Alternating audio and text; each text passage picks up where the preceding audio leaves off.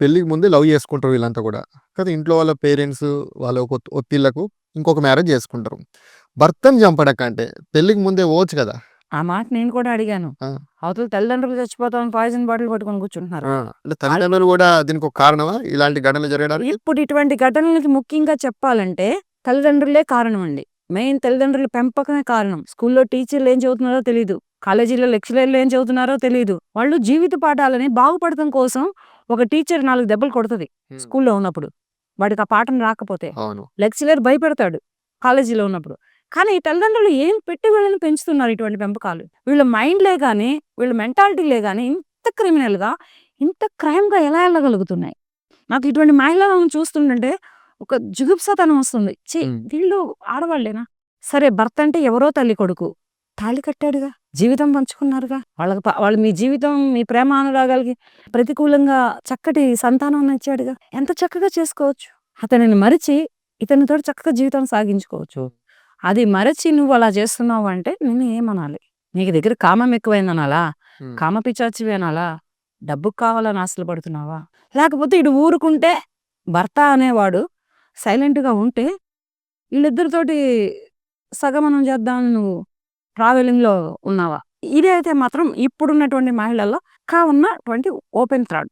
Crime చేయాలంటే మామూలుగా ఎవరికైనా ఒక క్రైమ్ చేయాలంటే మామూలుగా చిన్న కేసు అయితేనే ఎంతో భయపడుతుంటారు పురుషులే. అట్లాంటి మహిళలు ఒక వ్యక్తిని చంపడం అనేది అది ఎట్లా ఆలోచిస్తున్నారు? ఇప్పుడు భర్తను చంపడం అంటే చీర మార్చుకున్నంత ఈజీ అయిపోతుంది ఆడవాళ్ళకి. డ్రెస్ అంటే చీర మార్చుకున్నంత ఈజీ అయిపోతుంది. ఇప్పుడు అదే పిల్లల్ని చంపడం అంటే పొయ్యి మీద పోపేసినంత సింపుల్ అయిపోతుంది. తల్లిదండ్రులను చంపడం అంటే స్నానం చేసి వచ్చినంత ఇదైపోతుంది. అవును. ఇంత అంటే స్నానం ఎంతసేపు చేస్తారు? ఒక 5-10 నిమిషాలు గట్టిగా. చీర ఎంతసేపు మార్చుకుంటారు? డ్రెస్ చేంజ్ ఎంతసేపు ఉంటుంది మహిళలకి? ఒక 10 నిమిషాలు. తర్వాత ఇంకొకటి ఏంటి? పిల్లల్ని చంపడం. పొయ్యి మీద పోపేసినంత ఈజీగా చంపేస్తున్నారు. ఇది ఎంతవరకు ఇప్పుడు వీళ్ళు చేస్తున్నటువంటి ఈ దారుణాలు, ఇప్పుడు చేస్తున్నటువంటి అన్యాయాలు, ఈ మహిళలు సమాజం ఎంతవరకు వెళ్తుంది? ఎక్కడికి ఆగిపోతుంది? అసలు ఈ సమాజానికి ఎటువంటి మెసేజ్ ఇస్తున్నారు ఈ మహిళలు? అంటే వీళ్ళకు ఎక్కువగా స్వేచ్ఛ ఇవ్వడము, వీళ్ళకు విచ్చలవిడిగా స్వతంత్రం ఇవ్వడము ఇవన్నీ కారణాలా? స్వేచ్ఛ ఇవ్వాలయ్యా మహిళకి. కానీ లిమిట్స్ క్రాస్ చేసేంత స్వేచ్ఛ ఇవ్వకూడదు. ఇంతకు ముందల ఉమ్మడి కుటుంబాలు ఉండే. అవును. ఆ ఉమ్మడి కుటుంబాలలో నాయనమ్మ ఎదురు చూస్తా ఉండేది మనవరాలు రాకపోతే. అవును. తాతయ్య వీధి మలుపు దాకా వెళ్ళి వచ్చేవాడు. అవును. అత్త ఎక్కడైనా కనపడితే అత్తతో పాటు వచ్చేది మేనకోడలు. అవును. బాబాయ్ ఎక్కడైనా కనపడితే బాబాయ్ సంకెక్కొచ్చేది కూతురు. వచ్చేది. ఇటువంటి ఉమ్మడి కుటుంబాలనేవి ఇప్పుడు దూరం అయిపోతున్నాయి. లేవు. చాలా చెల్లెకు ఎదురైపోతున్నాయి. ఇక్కడ మనవరాల కోసం ఎవరు ఎదురు చూస్తున్నారు? ఎవరు లేరు. వీధి మలుపు వరకు ఎవరు వెళ్తున్నారు? అత్త చేయి పట్టుకుని ఎవరు వస్తున్నారు? ఎవరు లేరు. బాబాయ్ సంకెక్కి ఎవరు వస్తున్నారు? ఇటువంటి సంబంధాలనేవి కనుమరుగైపోయి ఎవరికి వాళ్లే మేమిద్దరం మాకిద్దరు చాలు. ఇప్పుడు అన్ని కండిషన్లు పెడుతున్నారు అమ్మాయిలు. అమ్మా నాన్న వద్దు పెళ్లి చేసుకుంటే నువ్వు తెచ్చే శాలరీ మొత్తం నాకే రావాలి, నీ ప్రాపర్టీస్ మొత్తం మన ఇద్దరి పేరు మీద ఉండాలి, ఒక్కళ్ళే పిల్లలు కావాలి, ఆపరేషన్ డెలివరీ కావాలి. ఎందుకట్లా తయారయ్యారు మరి అమ్మాయిలు? అసలు ఏంటి అసలు రీజన్ ఏంటి అసలు? స్వేచ్ఛ ఏంటంటే ఒక్కడే బేబీ అనుకో ఇంట్లో ఒక హోమ్ టేకర్ అని పెడతారు. వీళ్ళు ఇష్టం వచ్చినట్టు వీళ్ళు వెళ్ళొస్తారు.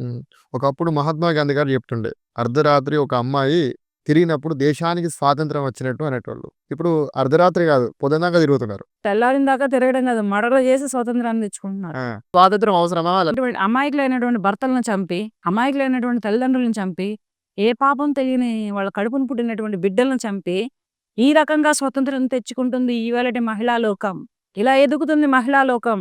ఎదగమని చెప్పారు కానీ గాంధీ గారు, నీ మీదకి ఎవడైనా వస్తే నీ ఆత్మరక్షణ కోసం నువ్వు ఫైట్ చేసి ఆ వ్యక్తిని చంపు, అంతేగాని నీ కుటుంబ సభ్యులని, నీ కడుపును పుట్టిన పిల్లలని, నిన్ను కన్న తల్లిదండ్రులని, నీతో పాటు పెరిగిన అన్నదమ్ములని, తోబుట్టువులని చంపమని ఏ రాజ్యాంగాల్లో రాసలేదు, ఏ గాంధీలు చెప్పలేదు, ఏ చట్టాలు చెప్పలేదు, ఏ న్యాయస్థానాలు చెప్పలేదు.